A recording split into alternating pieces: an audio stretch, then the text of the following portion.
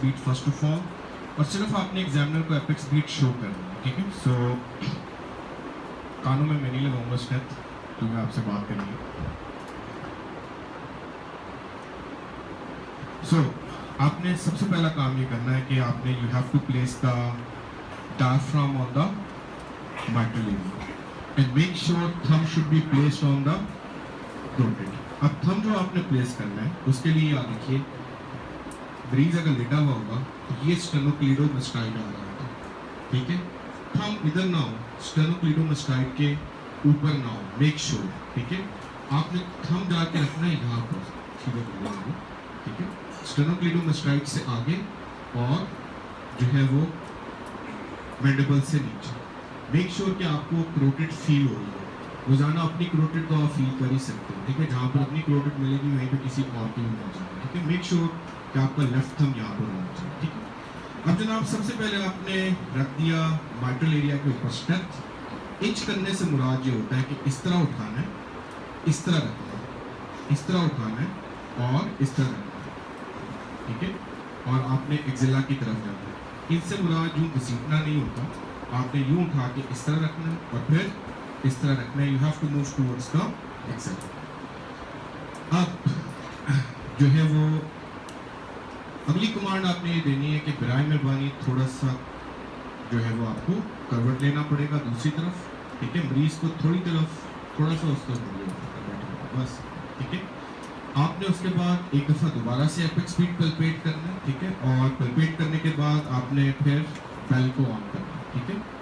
Bell को आपने mitral area के ऊपर रखना है। मरीज को कहना है सांस अंदर लें, बाहर निकालें, रोक लें, सांस लें, डॉट्स ऑन, बराए मेहरबानी सीधे, ठीक है। तो इतना सा काम है जो माइट्रल एरिया के ऊपर है। सबसे पहले डायफ्राम रखो, listen for S1, inch your step towards axilla for the transsystolic murmur, left lateral position करवाओ, at end of expiration bell से सुनो फॉर मिड डायस्टोलिक मर्मर, ठीक है। उसके बाद आपने दोबारा से जो है वो डायफ्राम ऑन करना है। जब मरीज सीधा होगा थंब आपने मेक श्योर करना है कि आपका करोटिड के ऊपर ही रहेगा। फिर आपने माइट्रल एरिया पे स्टेप रखना है। अब मैंने आपको बताया था कि इसके बाद you have to inch the step towards tricuspid area. तो आपने उठाना है, उठा के आराम से उसे कहाँ पर लाना है, ट्राइकस्पिड एरिया पे। So this is the sternum. तो ये जो लेफ्ट लोअर स्टर्नल एज बनता है ये आपका क्या बनेगा, ट्राइकस्पिड एरिया। यहाँ पर आपने स्टेप करना है।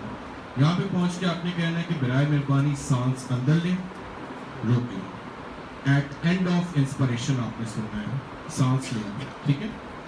उसके बाद एओर्टिक 2, इसके बाद पल्मोनरी, ये ट्राइकस्पिड एरिया आ गया, ये एओर्टिक 2 एरिया है, ये आपके पास पल्मोनरी एरिया। पल्मोनरी एरिया के बाद you will come to the aortic. Make sure कि स्टेप स्टर्नम के ऊपर ना हो, ठीक है। सो आपको पता होना चाहिए कि यहाँ पर पल्मोनरी है तो यहाँ पर एओर्टिक एरिया। एग्जामिनर आपकी ये टेक्निक देख रहा होगा, मेक श्योर कि आप सही एरियाज के ऊपर स्टेप रख रहे हो, ठीक है। लास्ट में आपने रेडिएशन सुननी है। रेडिएशन आप डायफ्राम से भी सुन सकते हो, बेल से भी सुन सकते हो, दोनों चीज़ों से रेडिएशन मिल सकती है, ठीक है। उसके बाद जब आपने उठा के बिठाना है तो उठा के बिठाने के बाद आपने जो है वो सबसे पहले पल्मोनरी एरिया पे फिर दोबारा स्टेप रखनी है। मरीज को आगे की तरफ झुकाना है और कहना है कि गहरा लंबा सांस अंदर लें, रोक लें, सांस बाहर निकालें, रोक लें, ठीक है। सांस अंदर लें, रोक लें on the pulmonary area, at end of inspiration सांस बाहर निकालें, at end of expiration on aortic area, ठीक है। सो ये तमाम चीज़ें, so you need to practice it with the time. So साथ साथ जो है ये होती चली जाएगी। सो आ जाओ, कौन आएगा।